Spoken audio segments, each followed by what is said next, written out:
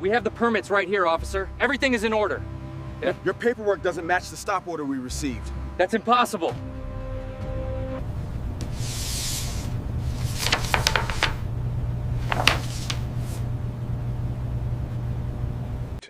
Steel clanging in the distance. Hey, a voice snapped. You. Labor. Marcus turned slowly. The officer stood near the cruiser, sunglasses on, hand resting on his belt like it belonged there. Move the truck, the officer said. Now. Marcus glanced at the curb. The cones. The posted permit taped clean against the windshield. Sir, Marcus said calmly, we're cleared until noon. The officer stepped closer. I wasn't asking, he said. I'm telling you. Workers nearby went quiet. A jackhammer shut off. Someone whispered Marcus's name. Marcus felt his chest tighten, not with fear, but with something older. He kept his voice even. You can check the permit. It's right there. The officer laughed. Short. Sharp. You people always think paperwork protects you. Marcus felt heat crawl up his neck. He saw a phone lift in the corner of his eye. I need you to speak to me respectfully, Marcus said. The officer leaned in, close enough that Marcus could smell coffee on his breath. Or what? The officer said softly. You going to tell on me? The street felt too small. Too quiet. Then the officer said the line that changed everything. Do your job, labor. Or I shut this whole site down. Marcus looked at him. And realized this wasn't just about a truck. It was about power. And someone was about to lose it. Marcus Reed stood with his back to the street, clipboard tucked under his arm, watching the concrete settle. Marcus, someone called. You want this edge smoothed now or after lunch? After, Marcus said. Let it breathe. The engine noise behind him changed. A car idled. Then stopped. Then the chirp. Hey. Marcus didn't turn yet. Labor. He closed his eyes for half a second. He turned. The officer stood beside his cruiser, one hand on the door, the other resting near his belt. Sunglasses. Neutral face. Neutral voice that wasn't neutral at all. Yes, officer? Marcus said. Move the truck, the officer said. You're blocking the lane. Marcus glanced behind him. The flatbed sat exactly where the permit said it should. We're cleared until noon, Marcus said. City permit. I don't care, the officer replied. The words landed heavy. Marcus felt eyes on him. Boots stopped moving. Tools went quiet. Sir, Marcus said, keeping his tone level, if there's an issue, we can call the site supervisor. The officer stepped closer. You don't get to tell me how this works, he said. Marcus noticed the officer's hand shift, thumb hooking his belt. I'm just explaining. No, the officer cut in. You're arguing. A worker behind Marcus whispered, damn. Marcus felt the old instinct rise. Stay calm. Stay still. I'm not arguing, Marcus said. I'm complying with the permit. The officer laughed. You people always say that. He nodded toward the truck. Move it. Or I start writing tickets. Marcus felt heat bloom behind his eyes. Respectfully, he said, there's no violation. The officer leaned in. You want to test me? Marcus smelled coffee. Leather. Something sharp. I want to finish my job, Marcus said. The officer's voice dropped. Your job is to listen. He glanced around. You think anyone here is on your side? Marcus saw a phone rise. Then another. The officer followed his gaze. Turn those off, the officer snapped. We're allowed to record, a woman said from the sidewalk. The officer ignored her. His eyes locked on Marcus. ID, he said. Marcus didn't move. Am I being detained? Marcus asked. The officer's jaw tightened. Don't get smart, he said. You're already pushing it. Marcus felt his heart beat slow. This was the moment. He reached into his vest slowly. Careful, the officer warned, hand shifting. Marcus pulled out his wallet and handed over his license. The officer studied it longer than necessary. Marcus Reed, he read. You own this truck? No, Marcus said. I oversee the site. The officer looked up. You oversee? He smirked. That's funny. Marcus didn't smile. I need you to step back, the officer said. Backup's on the way. The street felt tighter. Marcus heard a siren in the distance. And knew this wasn't ending here. The second cruiser arrived fast. Lights flashing. No siren this time. It parked at an angle that felt deliberate, blocking the street, blocking options. Marcus watched it happen and felt the weight settle in his chest. Officer Bradley handed Marcus's license to the newcomer. "He's being difficult," Bradley said. "Refusing a lawful order." Marcus opened his mouth. "Sir," the second officer said, already holding up a hand. "Just relax." "Relax." Marcus nodded once. "I am relaxed. I just need to understand what law I'm breaking." The second officer glanced at Bradley. Bradley shrugged. "Obstruction. Failure to comply. Pick one." A few workers shifted closer. "We've got permits," someone said. Bradley shot them a look. "Back up. This doesn't concern you."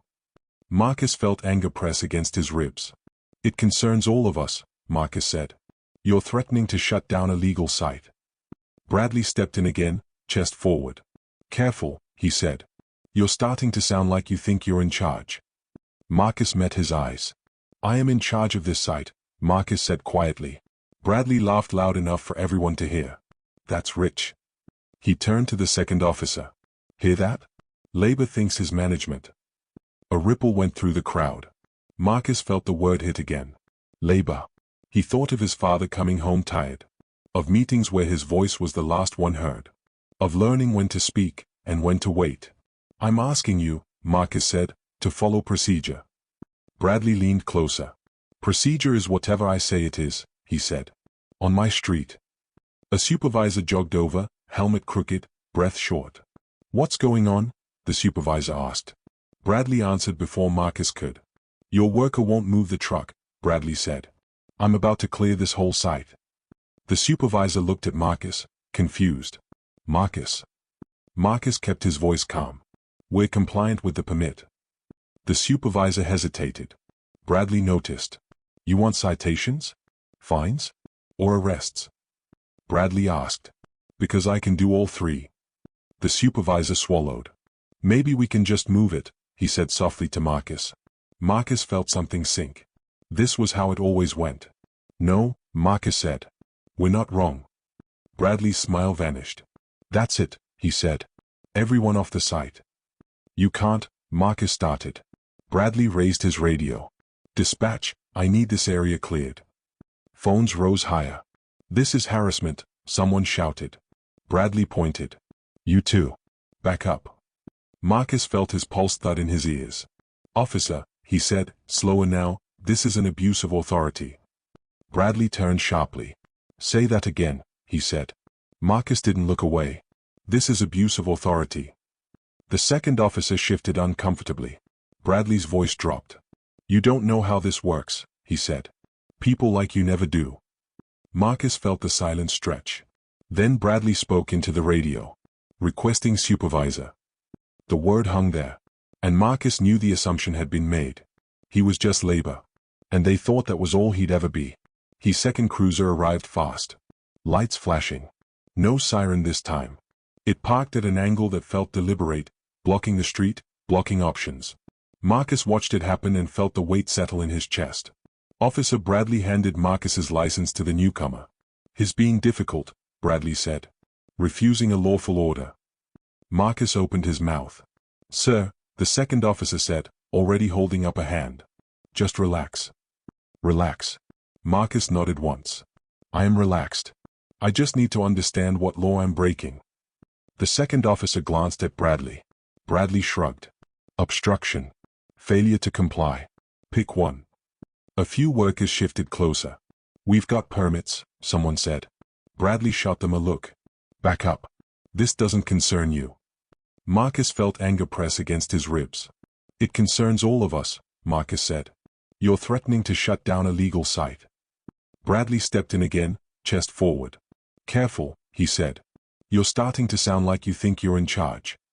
Marcus met his eyes. "I am in charge of this site," Marcus said quietly. Bradley laughed loud enough for everyone to hear. "That's rich." He turned to the second officer. "Hear that? Labor thinks his management." A ripple went through the crowd. Marcus felt the word hit again. Labor. He thought of his father coming home tired. Of meetings where his voice was the last one heard. Of learning when to speak, and when to wait. I'm asking you, Marcus said, to follow procedure. Bradley leaned closer. Procedure is whatever I say it is, he said. On my street. A supervisor jogged over, helmet crooked, breath short. What's going on? The supervisor asked. Bradley answered before Marcus could. Your worker won't move the truck, Bradley said. I'm about to clear this whole site. The supervisor looked at Marcus, confused. Marcus. Marcus kept his voice calm. We're compliant with the permit. The supervisor hesitated. Bradley noticed. You want citations? Fines? Or arrests? Bradley asked. Because I can do all three. The supervisor swallowed. Maybe we can just move it, he said softly to Marcus. Marcus felt something sink.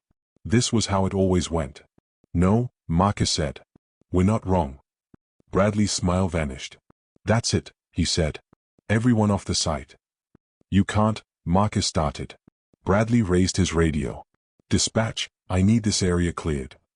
Phones rose higher. This is harassment, someone shouted. Bradley pointed. You too. Back up. Marcus felt his pulse thud in his ears. Officer, he said, slower now, this is an abuse of authority. Bradley turned sharply. Say that again, he said. Marcus didn't look away. This is abuse of authority. The second officer shifted uncomfortably. Bradley's voice dropped. You don't know how this works, he said. People like you never do. Marcus felt the silence stretch. Then Bradley spoke into the radio. Requesting supervisor. The word hung there. And Marcus knew the assumption had been made. He was just labor. And they thought that was all he'd ever be. Isaiah Carter stood in the narrow hallway outside Internal Affairs, the floor wax sharp in his nose. A thin badge on the wall read Professional Standards Unit. Professional, he thought. Sure. Officer Grant leaned against the opposite wall, arms crossed, relaxed. Too relaxed. His uniform was crisp. His boots were clean. He looked bored, like this was paperwork before lunch. Grant smiled first. Didn't think you'd actually show, he said. Isaiah met his eyes. I don't miss meetings. Grant chuckled. You union guys always say that. Isaiah didn't answer. He felt the weight of the folder under his arm. Contracts. Photos. Statements. Names. Paper shields. That's what his father used to call them. The IA door opened. A woman with tired eyes stepped out. Isaiah Carter? Yes. Officer Grant. Grant pushed off the wall. Right here. Her gaze moved between them. Come in. The room was small. 2 chairs. A table. A recorder already blinking red. The door shut. Click. The woman Saturday, I'm Lieutenant Harris. This interview is being recorded. Grant leaned back. Understood. Isaiah stayed still. Harris looked at Isaiah. Mr. Carter, you filed a complaint alleging racial harassment, unlawful detention, and verbal misconduct. Grant raised a finger. Alleged. Harris didn't look at him. You may speak when prompted, officer. Grant smirked. Isaiah felt heat rise in his chest. Harris nodded to him. Go ahead. Isaiah opened the folder. His hands were steady. His voice surprised him. On Tuesday, 6:40 a.m., I was stopped outside the Riverside construction site. Officer Grant approached me and asked if I was just labor and whether I belonged there. Grant laughed softly. Context matters. Harris held up a hand. Isaiah continued. I showed my badge. He ignored it. He asked if I was trespassing. He asked who I worked for. He told me to put my hands on the truck. Grant leaned forward. Because you were agitated. Isaiah turned to him. I was confused. Grant's smile faded for half a second. Harris scribbled notes. Officer Grant, you'll respond after. Isaiah swallowed. He called for backup. He delayed me 40 minutes. He told other officers I was being uncooperative. He never asked my name. Silence filled the room. Grant tilted his head. You left out the part where you raised your voice. Isaiah's jaw tightened. I raised my voice when you laughed at my ID. Grant shrugged. Perception.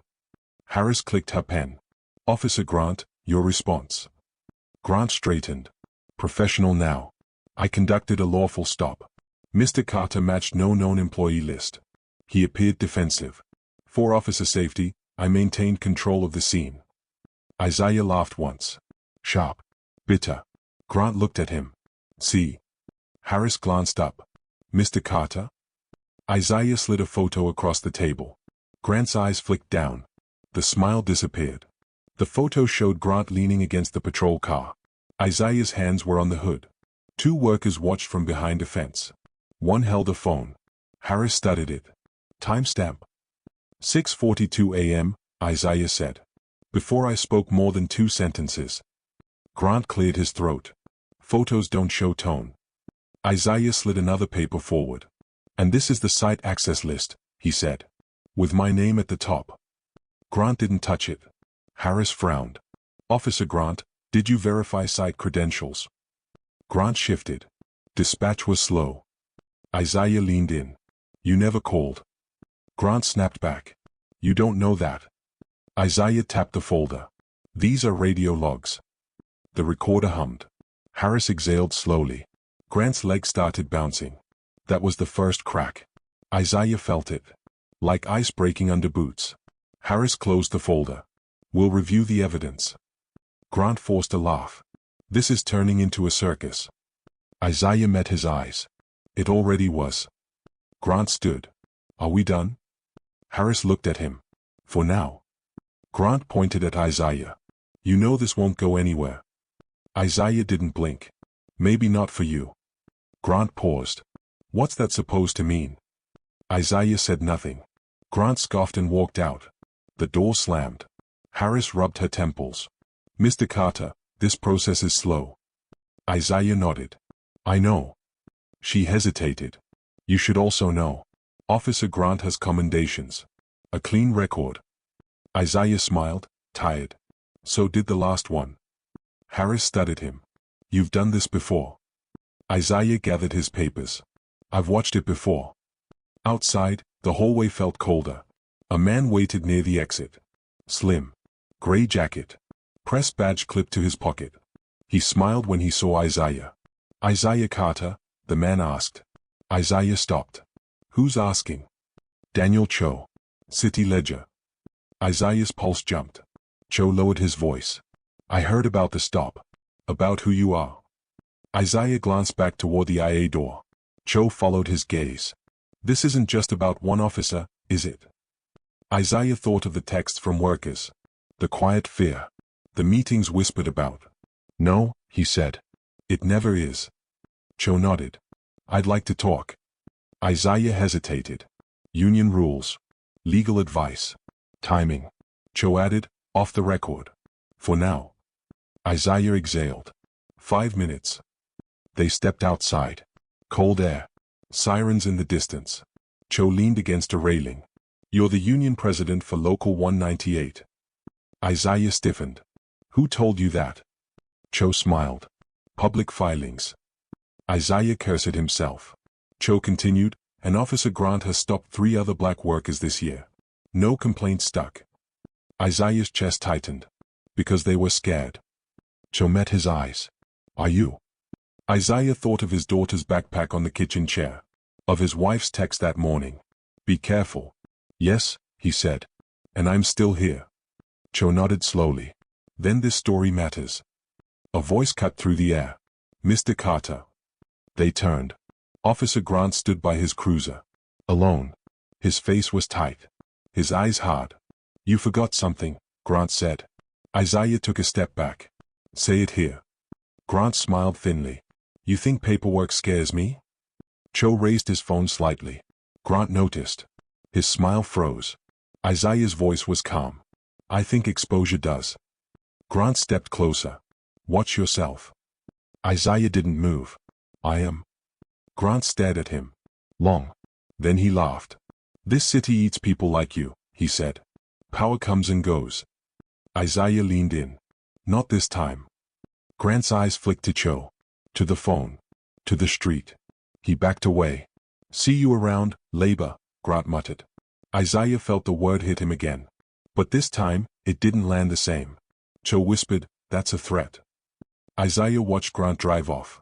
No, he said. That's fear. His phone buzzed. A message from an unknown number. They're calling an emergency union vote. Tonight. Isaiah's stomach dropped. Cho looked at him. Everything okay? Isaiah locked the screen. No, he said softly. Everything just moved. The city noise swelled around them. Somewhere, a line had been crossed. And someone was about to pay for it.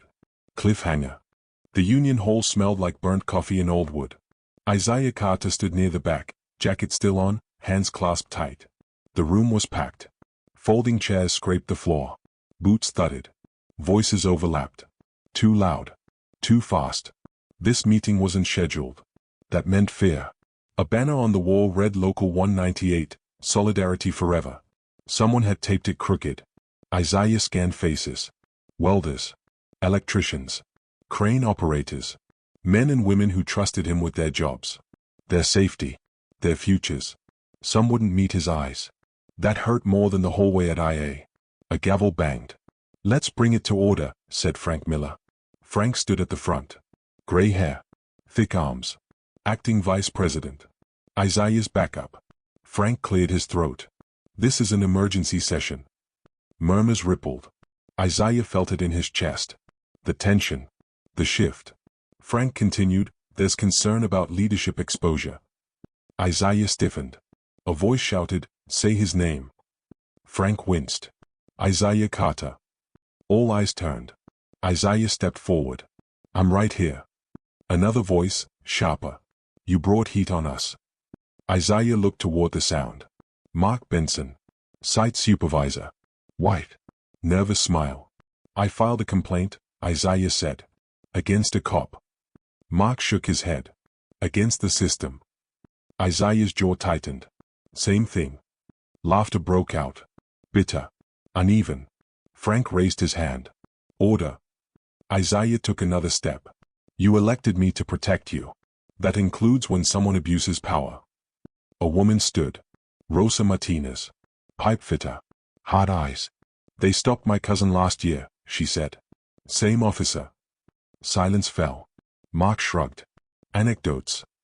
Rosa snapped, that's a life. Frank rubbed his face. This isn't about feelings. It's about risk. Isaiah looked at him. What risk? Frank hesitated. Retaliation. Audits. Delays. Contracts pulled. A man in the front row muttered, already happening. Isaiah's stomach dropped. What? He asked. The man stood. Jamal Reed. Apprentice. Young. My site got shut down today, Jamal said. Inspector said paperwork issue. Isaiah closed his eyes for half a second. There it was. Pressure. Frank said quietly, we got a call. Isaiah opened his eyes. From who? Frank didn't answer. That told Isaiah everything. He stepped forward until he stood beneath the banner. I won't lie to you, Isaiah said. They're pushing. Mark crossed his arms. Because you poked them. Isaiah nodded. Yes. Because I exist. A few heads nodded with him. Others looked away. Isaiah continued, this vote, this fear, that's what they want. Frank raised the gavel again. We need to proceed. Isaiah's heart pounded. Frank said, motion to temporarily suspend the president pending investigation. The room exploded. No. That's wrong. We can't. Isaiah lifted his hand. Slowly, the noise died. Look at me, Isaiah said. All of you. They did. I won't fight this vote, he said. Because leadership isn't about holding a chair. It's about holding a line. Rosa shook her head. Don't do this. Isaiah met her eyes. I'm not stepping back. I'm stepping forward. Mark smirked. That's not how votes work. Isaiah smiled faintly. Watch. Frank swallowed. All in favor. The door banged open. Everyone jumped. A man stood there. Suit. City badge. Sorry to interrupt, the man said. City Compliance Office. Isaiah felt the air leave the room. The man smiled thinly. We're conducting a routine review. Mark exhaled. See. The man scanned the room. Who's Isaiah Carter? Isaiah stepped forward. Me. The man nodded. You're named in a complaint. Mark grinned. Isaiah didn't look at him. The man continued, we'll need access to union records. Financials. Communications. Rosa whispered, this is retaliation. The man shrugged. It's procedure. Isaiah held his gaze. Is Officer Grant part of this procedure? The man blinked once. I don't discuss personnel. Isaiah nodded. Of course. The man turned to leave. We'll be in touch. The door shut. Silence screamed. Mark broke it. This is what leadership gets us. Isaiah turned slowly. No, Isaiah said. This is what silence gets us. Frank looked torn. We have to vote. Isaiah nodded. Then vote. Frank raised the gavel with shaking hands. All in favor of suspension. Hands went up. Isaiah counted without meaning to. 1, 2. Too many. All opposed. Fewer. Rosa's hand shot up. Jamal's. A handful more. Frank swallowed hard. Motion passes. A dull thud landed in Isaiah's chest. Suspended. For now. Mark let out a breath he'd been holding. Good. Maybe now things calm down. Isaiah picked up his jacket. He felt eyes on him. Pity. Shame. Respect. Rosa stood. This isn't over. Isaiah nodded. I know. He walked toward the exit. Frank called after him, Isaiah. Isaiah turned. Frank's voice cracked. I'm sorry. Isaiah stuttered him. Be brave. He left. Outside, night had fallen. Street lights buzzed. Isaiah leaned against his truck. Hands shaking now. Finally. His phone buzzed. A text from Daniel Cho. They pulled your title. City move. Isaiah typed back, I expected that. Another message came instantly. We're publishing tomorrow. Isaiah's breath caught. About Grant, Cho added. And the pattern. Isaiah stared at the screen. Fear rose. Sharp. Real. His phone buzzed again. Unknown number. Back off, the message read. Last warning. Isaiah laughed. Once. Quiet. He typed nothing. Instead, he called Rosa. They voted, he said. I know, she replied. I heard. Isaiah looked at the dark street. They think this ends it. Rosa's voice was steady. Does it? Isaiah thought of Grant's eyes. Of the inspector's smile. Of the workers who raised their hands anyway. No, he said. It starts it. Across the street, a patrol car rolled by. Slow. Too slow. Isaiah watched it pass. Some fights don't stay in rooms. They spill into the street. And someone was about to lose control. Cliffhanger. The morning sun burned through the blinds of Isaiah's office, cutting lines across the floor like prison bars. Isaiah sat behind his desk, a steaming mug of coffee untouched. His eyes flicked between a stack of papers and the blinking light of his phone. Every notification made his chest tighten. Daniel Cho's text had gone viral overnight. Headlines flashed across screens. Union President exposes serial racial profiling by Officer Grant. Isaiah's heart pounded.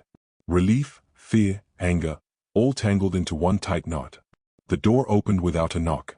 Rosa Martinez stepped in. Hard eyes, arms crossed. Morning, she said. Isaiah didn't look up. You saw? Of course. You're trending. Isaiah rubbed his face. Trending isn't safety. Rosa sighed.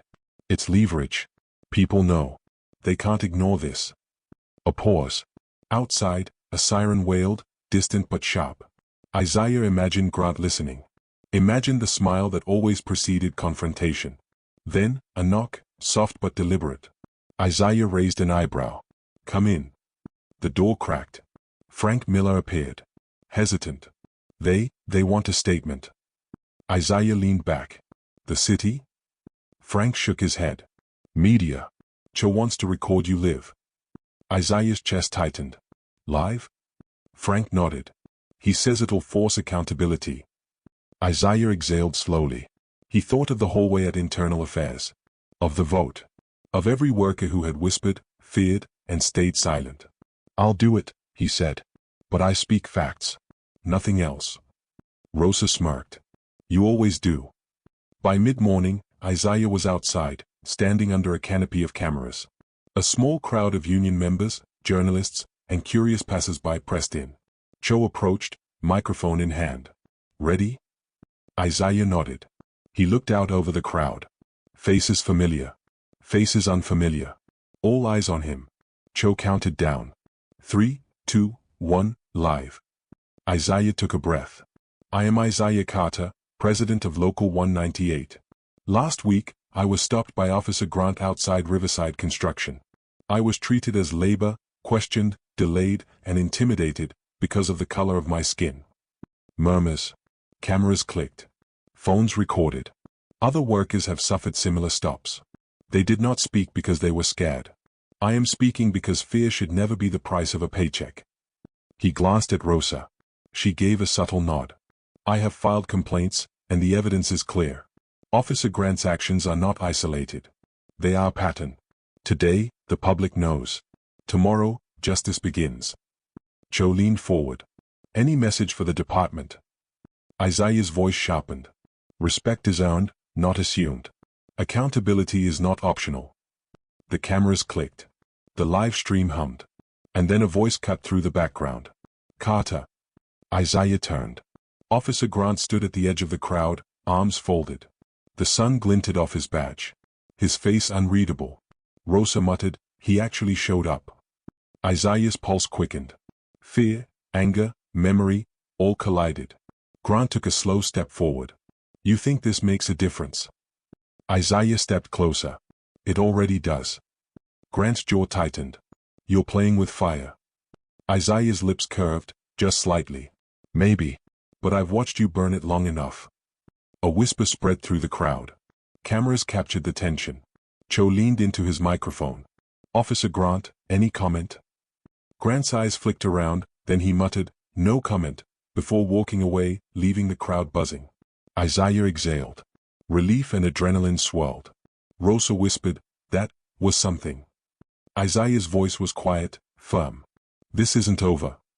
Cho patted his shoulder. "No, but today, you're not alone." Isaiah looked at the cameras, the crowd, his people. For the first time in days, he felt a surge of something he hadn't allowed himself, hope. But a text buzzed in his pocket. "Unknown number. You just made it worse." Isaiah stared at the screen. "A warning? A threat?" Rosa leaned in. "Should we call it in?" Isaiah shook his head. "No. We wait. We see." He looked back at the street. Officer Grant's cruiser rolled by slowly, too slow to be casual. Isaiah's jaw tightened. He knew the fight was far from over. But this time, the spotlight was on him. And there was no hiding. Cliffhanger.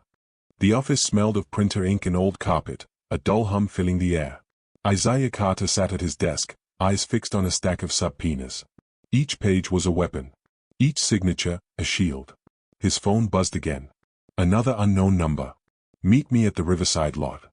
8 p.m. Alone." Isaiah's hand hovered over the screen. He stared at Rosa Martinez, who leaned against the doorway. "They are baiting you," she said softly. "I know," Isaiah replied. "But I need to see how far they'll go." Rosa frowned. "Alone?" Isaiah shrugged. "I've never run from fear." Night fell fast. Street lights flickered, orange halos in the mist. Isaiah parked his truck at the edge of the Riverside lot, heart hammering. Steel cranes loomed like silent witnesses. A shadow moved near the entrance. Officer Grant. "Right on time," Isaiah said, stepping out. Grant's face was unreadable, features sharp in the lamplight. He leaned against his cruiser, arms crossed. "You shouldn't have gone public," Grant said. Isaiah's voice was calm. "Neither should you have stopped me illegally." Grant smiled thinly. "Rules bend for people like you." Isaiah shook his head. "Not anymore." The night air thickened. A breeze carried the scent of wet asphalt and exhaust. "You think you're untouchable because of the vote, the headlines, the press," Grant said. "But there are lines you don't cross." Isaiah stepped closer. "I crossed only the line of silence." Grant's eyes flicked to the shadows behind Isaiah. Two other officers emerged, silent, statuesque. Isaiah's pulse quickened. He calculated distance. Options. Every instinct screamed caution. "I'm not afraid," Isaiah said. "Not of you. Not of them." Grant chuckled. "You will be." Isaiah's phone buzzed in his pocket. He ignored it. One step at a time. Grant moved forward. "You've got guts, Carter. I'll give you that. But you misjudge the system." Isaiah met his gaze. "I don't misjudge anything. I've seen it. I know it. And I'm done letting fear dictate action." Grant's smirk faltered for a fraction of a second. A whistle pierced the night. High, shrill. From the other side of the lot, a small crowd emerged. Union members, cameras, journalists. Daniel Cho led them. Phones recording. Lights flashing. Exposure, Isaiah whispered. Grant's jaw tightened. You set this up? Isaiah shrugged, calm. You did it to yourself. The two extra officers looked around nervously. They hadn't expected witnesses. Grant's eyes narrowed. This isn't over. Isaiah took a deep breath. It's over for tonight. Cho stepped forward. We have the whole thing on record. Grant turned on his heel, storming back toward his car. The night swallowed him up, but the tension lingered like smoke. Isaiah exhaled, shoulders heavy. The crowd cheered quietly, some relieved, some stunned. Rosa walked up, placing a hand on his arm. That was close. Isaiah nodded. Too close. Cho raised his camera. Do you want a statement? Isaiah shook his head. Not now. Let them think we're scared. Let them think the system will protect them.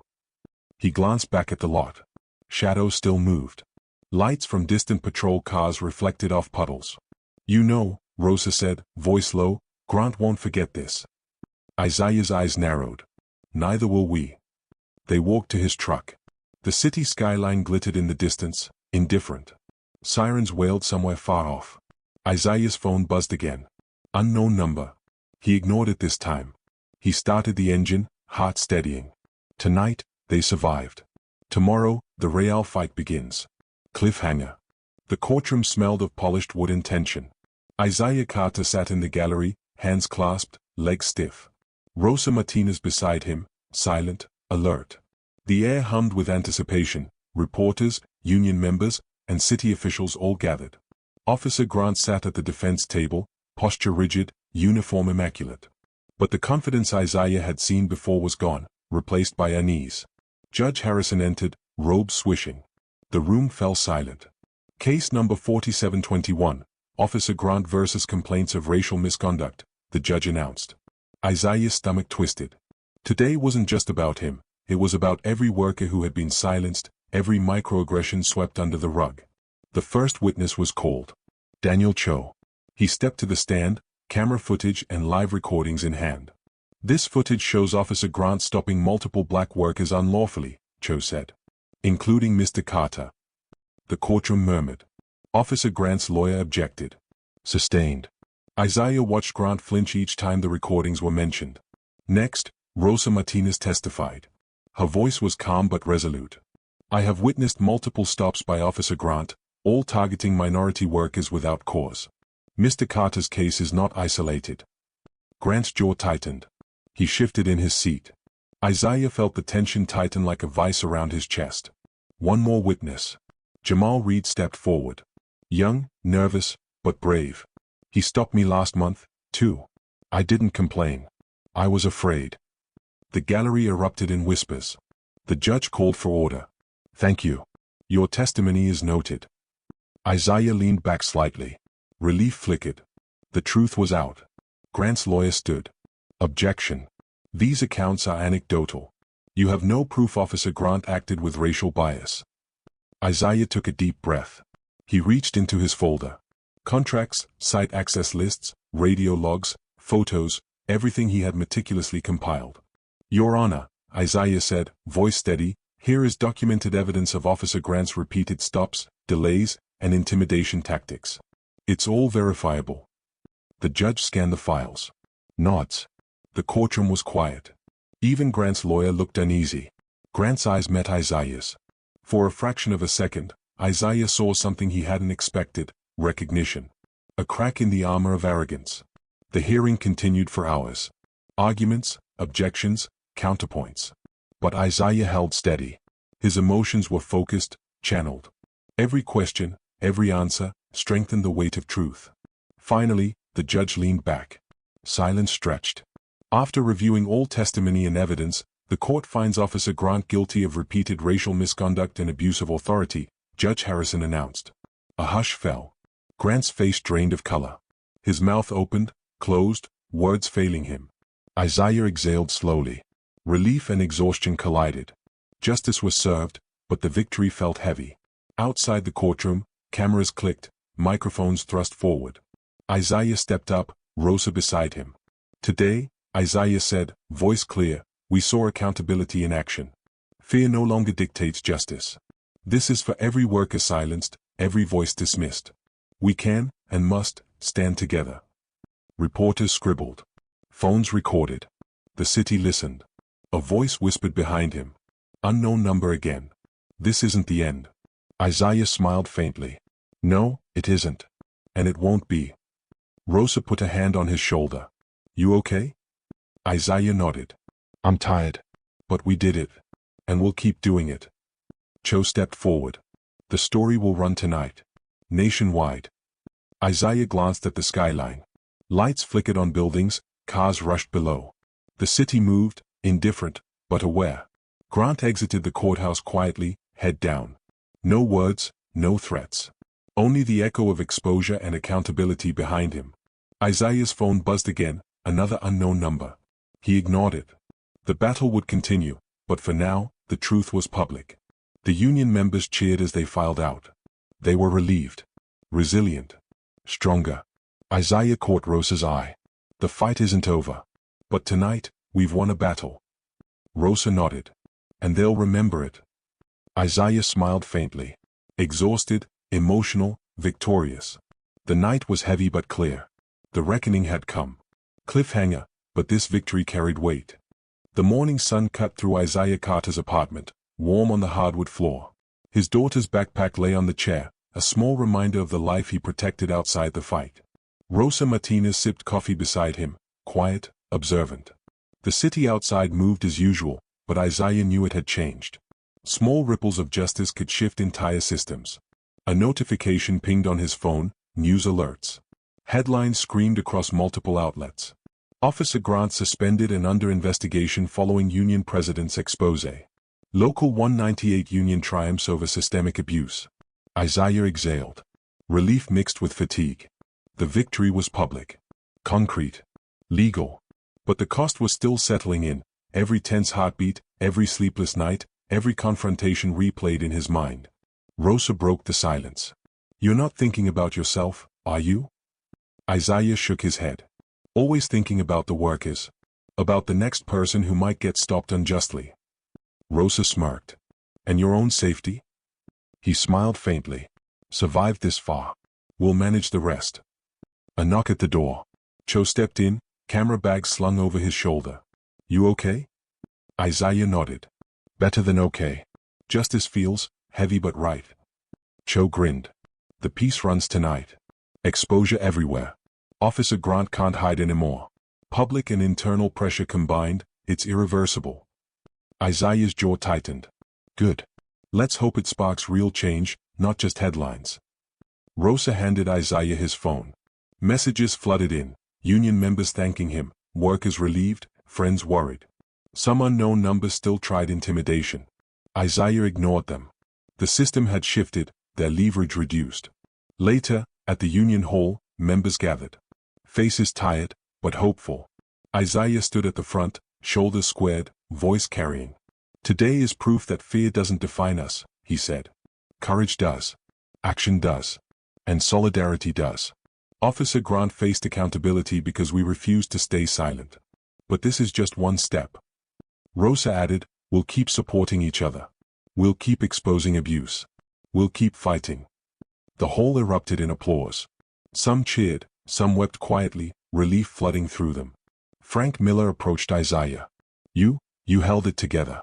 Even when they tried to break us. Isaiah nodded. It wasn't just me. It was all of us. And we're stronger now. Cho recorded it all, every face, every voice. The story wasn't just about one man or one officer, it was the system, the workers, the courage to challenge injustice. Back outside, the sun began to dip. The city skyline shimmered. Isaiah watched traffic flow, sirens wailing in the distance. Chaos, but controlled chaos. A notification buzzed. Another unknown number. Isaiah glanced, smiled faintly, and deleted it. No fear, no hesitation. The threats had lost power. That evening, Isaiah returned home. His daughter ran to him, backpack swinging. Daddy. He scooped her up. Her laughter filled the apartment, washing away tension, fear, and exhaustion. His wife hugged him. You did it. Isaiah held them both, feeling the weight of the fight and the warmth of family. The cost had been high, the victories hard-won, but resilience had carried them through. Later, he sat alone, reviewing the case files, the evidence, the recordings. Everything neatly documented. Officer Grant's career now under scrutiny, the union strengthened, the workers empowered. Isaiah's reflection stared back at him in the dark screen of his laptop, tired, worn, but unbroken. He typed a message to Rosa and Cho. We did it. But tomorrow, we keep watching. Rosa's reply was immediate. Always. Cho's. Let's make sure it sticks. Isaiah closed his laptop. The night was quiet, heavy with possibility. The city slept, unaware that one small act of courage had shifted its balance. He stood at the window, looking out at the streetlights, the hum of life below.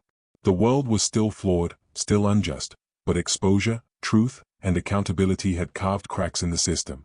And in those cracks, hope could grow. Isaiah exhaled. Resilience. Justice. Love. All intertwined.